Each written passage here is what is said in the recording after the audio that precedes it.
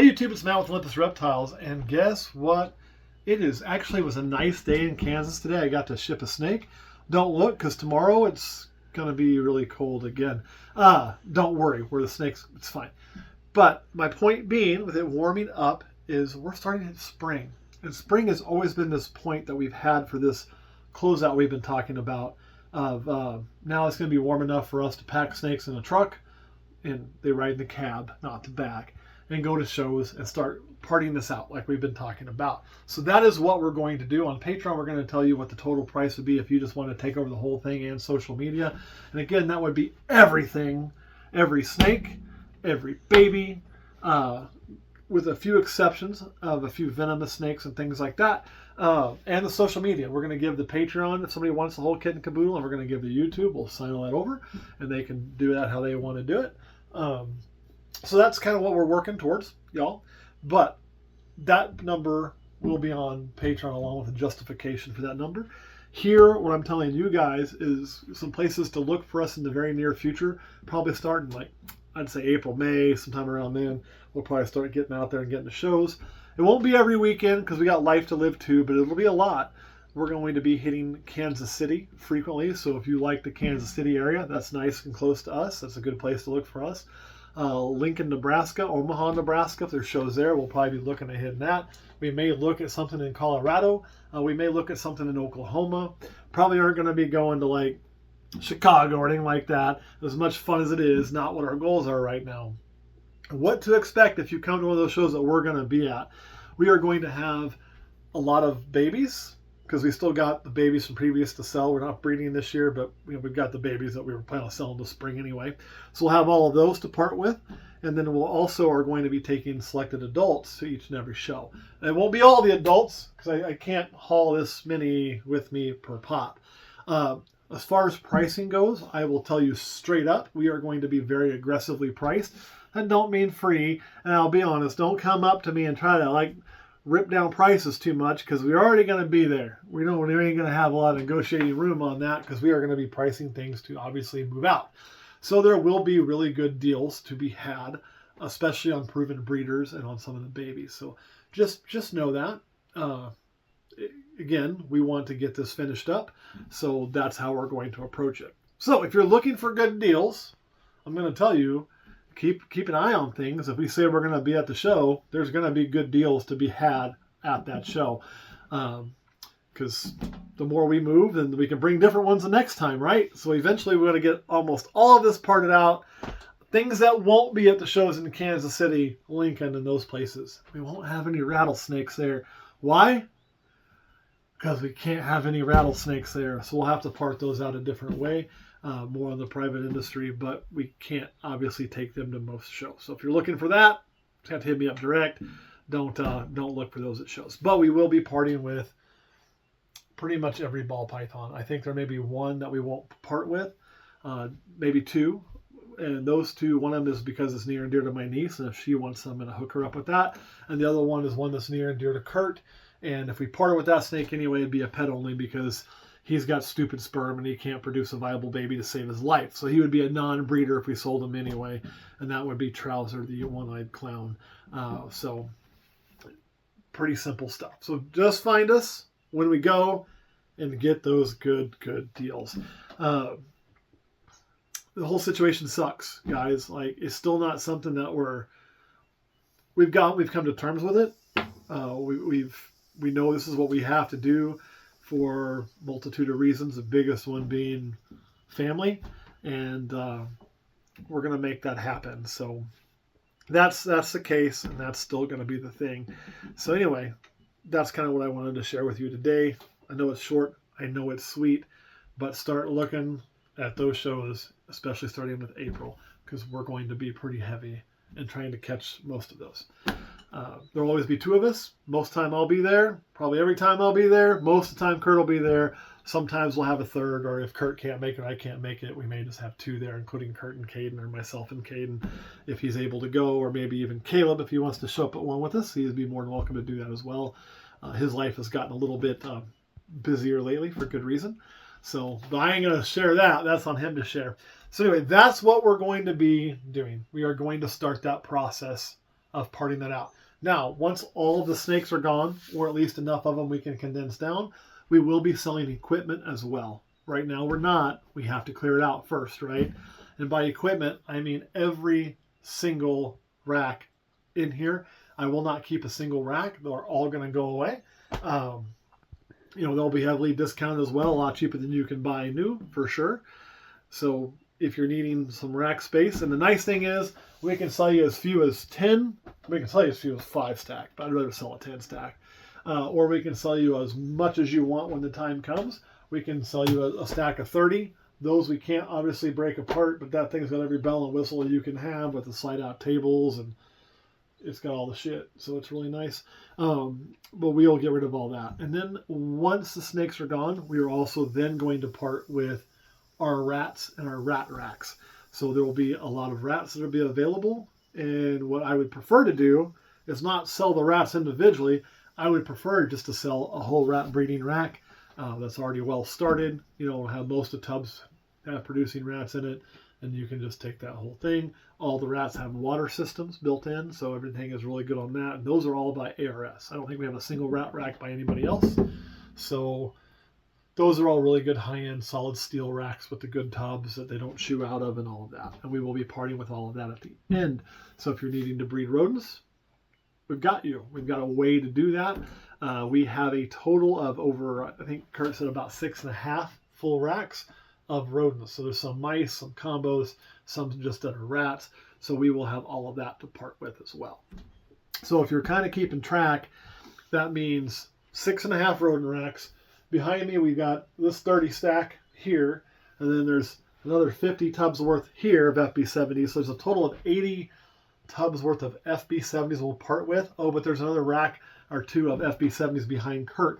So we'll actually be parting with 100 total tubs. And I take that back. Those aren't 70s, those are 40s. Not bad. So we'll have, 80 FB70 tubs we'll part with. 10, 20, 30, 40. 40 FB40 tubs we'll part with. We've got, I want to say 30 FB20s and then some baby racks of varying sizes. We have our holdback rack, which is a little bit bigger.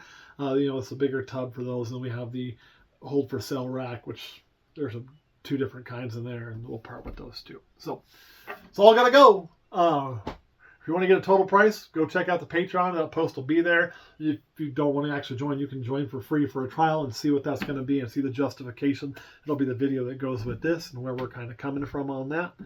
And kind of we'll start putting some of the equipment prices we're thinking about out there, not set in stone, but not the snake prices yet because we got to sit down and do all that. But that is where we are. So that time has officially come to start parting.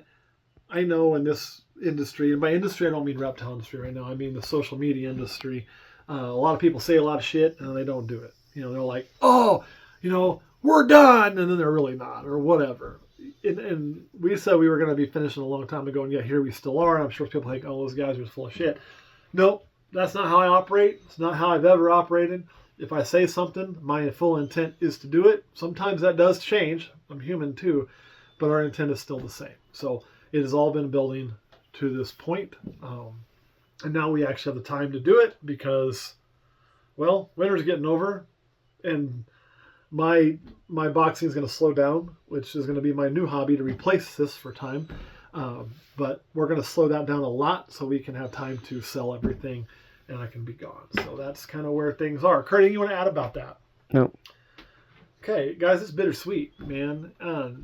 At the end of the day, what I can tell you is when you look at this because here you are thinking, people are selling out. Snake prices aren't the best right now. And, if you went back to COVID time, everybody's telling you, this is the greatest business ever. You should be in it, right? And we were the ones saying, hey, pump the brakes. It's great, but know what you're getting into because the way the prices aren't going to last. We were right. I want to put that out there 100%. And everybody said I was full of shit. It's all wrong and can lick my ass. I can say those things now because I really don't have to be nice to anybody in this hobby anymore. Not that I really gave a shit about that before. I'm nice to people who deserve to be nice. And if you don't deserve my time, I usually don't give it to you. So, and it doesn't take much to deserve my time to be honest. Don't be an asshole. That's all it really takes. So this is still a good business to get into. Yeah, It is, as long as you get into it for the right reasons. And those reasons, y'all, have never changed. They were the same when I got into it, and they're the same if you're getting into it today. That's the right reason, if it's because you enjoy it.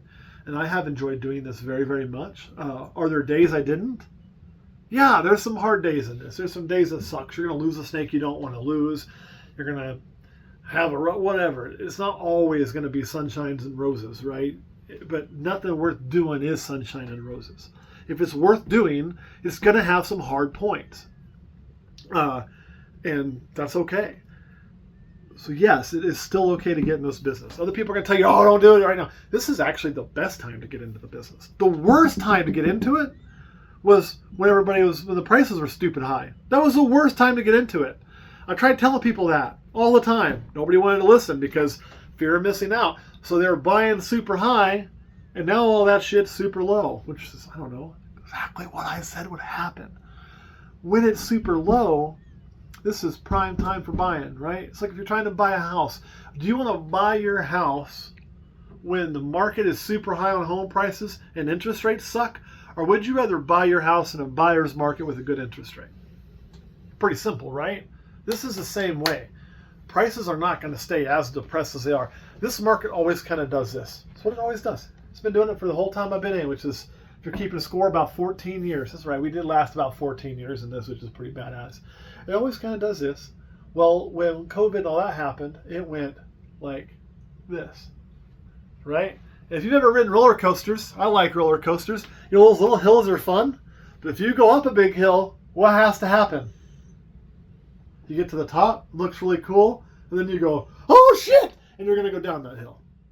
That's what we've done. Are we at the bottom yet?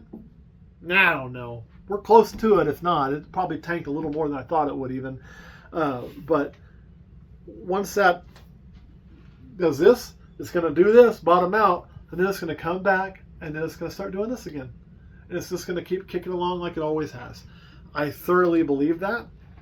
So I do think this is as good a time as any to get in. It's a better time to get in now than it was when prices were high, because you can get in when they're low. And this isn't about, oh, buy for me. This is, I don't give a shit who you're buying from. I'm telling you straight up, when the market is crappy is the best time to be a buyer.